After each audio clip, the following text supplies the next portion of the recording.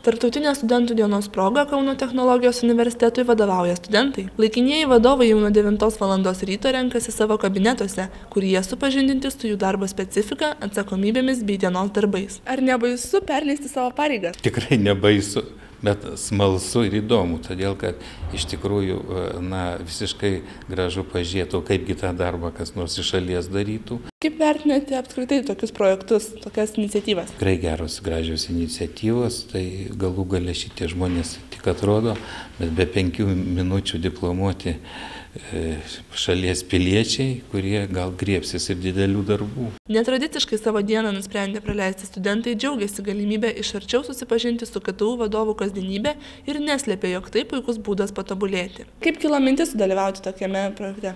Iš tiesų gavau laišką ir kadangi man yra įdomus projektai ir tarptautiniai ryšiai, tai iš tiesų pagalvojau, kad tai būtų visai gera praktika. Pernai metais dalyvavo draugė, o šiemet galvoju paskutiniai studijų metai, sakau, kodėl neišmėginti šitos galimybės, nes kol kas tik tai šitas universitetas teikia tokią galimybę. KTU vadovais laikinai tapusiems studentams patikėtos tam tikros užduotis, o po pietų laukia ir rektorato posėdis. Turėsime popiet rektoratą kartu su dekanais kitais valdžios atstovais. Davė visą didelę darbotvarkę, tai iš pradžių reikės nueiti keletą mokslo institutų, pasižiūrėti, kaip jiems sekasi darbuoti, bei reikės nueiti studentų forumą sudalyvauti. Laikinųjų vadovų darbo diena baigsis 18 val., o vakare šventinis vyksmas persikels į Kauno sporto halę, kur prasidės įspūdingas Kauno jaunimo dienų baigiamasis koncertas.